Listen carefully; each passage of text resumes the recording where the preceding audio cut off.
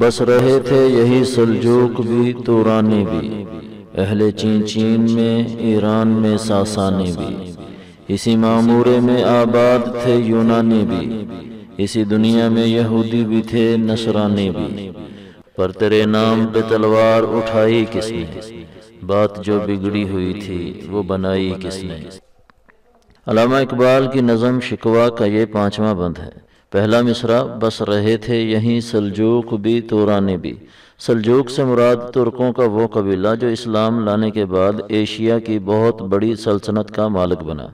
الپ ارسلان اور ملک شاہ اس قبیلے کے مشہور حکمران تھے، لیکن یہاں سلجوق سے مراد اس قبیلے کے آباء و اجداد ہیں جو اسلام سے پہلے موجود تھے۔ تورانی سے مراد ترن کے رہنے والے، اور ترن بھی وسطی ایشیا کا وہ علاقہ ہے جو آج ترکمانستان میں شامل ہے۔ چین تو پہلے بھی موجود تھا اور اس میں لوگ بھی رہ رہے تھے۔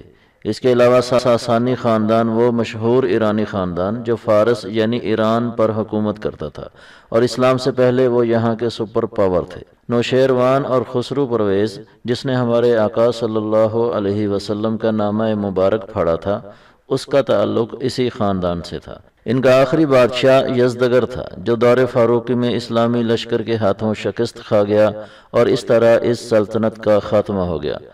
مطلب یہ کہ اے اللہ، یہ سارے لوگ اور خاندان تو پہلے بھی یہاں موجود تھے، لیکن تجھے تو کوئی نہ جانتا تھا۔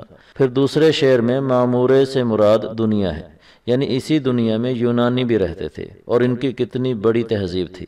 ارسطو، سقراط، بقراط، افلاطون اور اسکندر اعظم جیسے لوگ اسی تہذیب کا حصہ تھے، لیکن تجھ سے ناواقف تھے اور تجھے نہیں جانتے تھے۔ اور ان کے علاوہ یہودی اور نصرانی یعنی عیسائی، یہ تو اہل کتاب تھے، تجھے ماننے والے تھے، جاننے والے تھے، لیکن انہوں نے بھی تمہارا نام دنیا میں متعارف نہ کروایا۔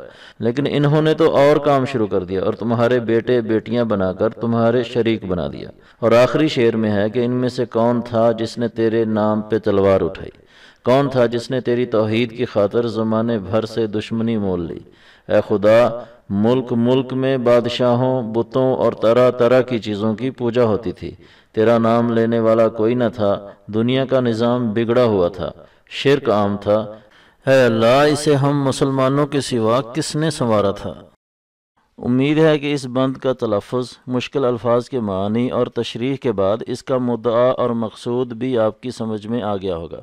علامہ صاحب کی مکمل شاعری کو اسی طرح سمجھنے کے لیے ہمارا چینل سبسکرائب کریں اور دوستوں کے ساتھ ہماری ویڈیوز کو شیئر کریں۔ اگلے بند تک کے لیے ہمیں اجازت دیں۔ والسلام علیکم ورحمۃ اللہ وبرکاتہ۔